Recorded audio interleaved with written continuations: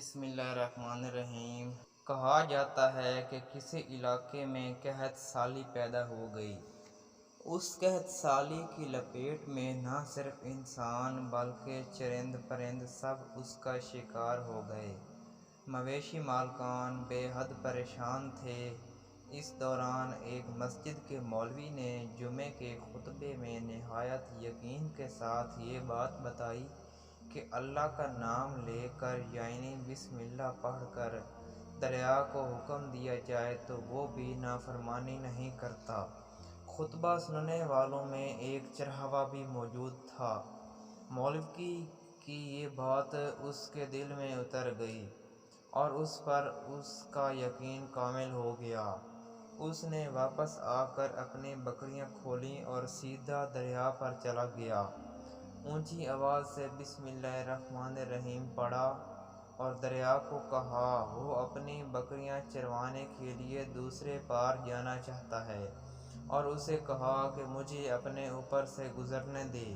یہ کہہ کر اس نے اپنی بکریوں کو لیا اور دریا پر چلتا ہوا دریا پار کر گیا۔ دریا کے دوسری طرف کا علاقہ گھاس سے بھرا ہوا تھا۔ درختوں کے پتے بھی سلامت تھے کیونکہ کسی کو یہاں تک آنے کی رسائی نہیں تھی۔ اس نے خوب اچھی طرح اپنی بکریوں کو سیر کروایا اور واپس لوٹ آیا۔ پھر یہ اس کا معمول بن گیا کہ وہ بکریاں پار چھوڑ کر واپس آ جاتا اور شام کو جا کر بکریاں واپس لے آتا۔ اس کے بکریوں کا وزن دگنا چگنا ہو گیا۔ لوگ چونک گئے اور اس سے پوچھا کہ وہ اپنی بکریوں کو کیا کھلاتا ہے۔ وہ سیدھا سادہ اور صاف دل نوجوان تھا۔ اس نے صاف صاف بات بتا دی کہ جناب میں تو بسم اللہ الرحمن الرحیم پڑھ کر دریا پر چل کر اپنی بکریاں دوسری طرف چروانے لے جاتا ہوں۔ یہ بات سب نے سنی مگر کسی نے اس چرواہے کی بات پر یقین نہیں کیا کیونکہ یہ ناقابل یقین بات تھی۔ مگر بات ہوتے ہوتے مولوی صاحب کے پاس پہنچ گئی۔ مولوی صاحب نے اس چرواہے کو بلایا اور سارا ماجرا پوچھا۔ اس چرواہے نے مولوی صاحب کو ہی حوالہ بنا لیا کہ مولوی صاحب میں تو آپ کا شکریہ ادا کرنے والا تھا۔ آپ نے جمعے کے خطبے میں جو نسخہ بتایا تھا کہ بسم اللہ کہہ کر دریا کو بھی حکم دو تو وہ بھی انکار نہیں کرتا، تو میں تو بس آپ کے نسخے پر ہی عمل کر رہا ہوں۔ مولوی صاحب حیرت سے اس کے چہرے کو دیکھتے رہے۔ مولوی صاحب نے کہا بھائی صاحب ایسی باتیں تو ہم ہر جمعہ میں کرتے ہیں، فقط ان کا مقصد لوگوں کا ایمان بنانا ہوتا ہے۔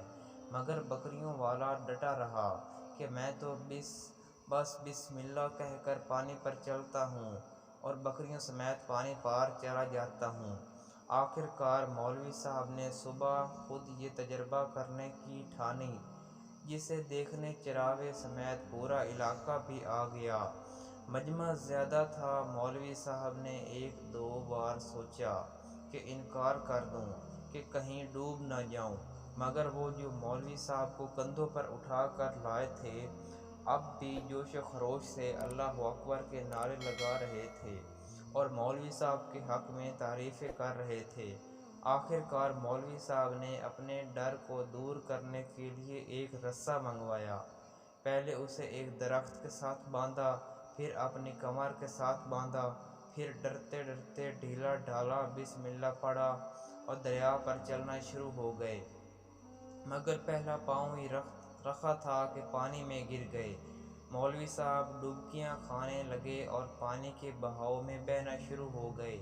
لوگوں نے کھینچ کھینچ کر باہر نکالا۔ مولوی صاحب کی اس حرکت نے چرواہے کو پریشان کر دیا کہ مولوی صاحب کی بسم اللہ کو یہ کیا ہو گیا ہے، کیونکہ اس کا یہ روز کا معمول تھا۔ اس کے اپنے یقین میں کوئی فرق نہ آیا۔ اس نے بسم اللہ کہہ کر بکریوں کو پانی کی طرف اشارہ کیا اور خود ان کے پیچھے چلتا ہوا پار چھوڑ کر واپس بھی آ گیا۔ لوگ اسے ولی اللہ سمجھ رہے تھے اور اس کے حق میں نعرے لگا رہے تھے مگر وہ سب سے بے نیاز سیدھا سادہ انسان تھا۔ وہ مولوی صاحب کے پاس پہنچا اور کہا، مولوی صاحب، میں آپ کی بسم اللہ کی تعریف سے کافی پریشان تھا، مگر پانی پر چلتے ہوئے مجھے آپ کے بسم اللہ کی بیماری کا پتہ چل گیا۔ اس چراغے نے درخت سے بندھی رسی کی طرف اشارہ کیا اور کہا، مولوی صاحب، یہ ہے آپ کی بسم اللہ کی بیماری۔ آپ کی بسم اللہ کی برکت کو یہ رسہ کھا گیا۔ آپ کو اللہ اور بسم اللہ سے زیادہ اس رسے پر بھروسہ تھا، لہٰذا اللہ نے بھی آپ کو رسی کے حوالے کر دیا۔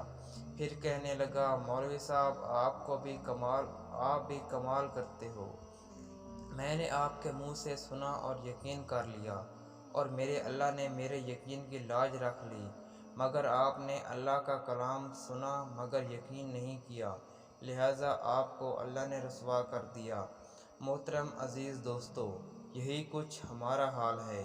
ہماری نمازوں اور دعاؤں کا حال بھی یقین سے خالی ہے۔ تو محترم عزیز دوستو، اگر آپ اس قسم کی اور ویڈیوز دیکھنا چاہتے ہیں تو میرے چینل RFK وائس کو سبسکرائب ضرور کریں۔ بہت شکریہ آپ سب لوگوں کا۔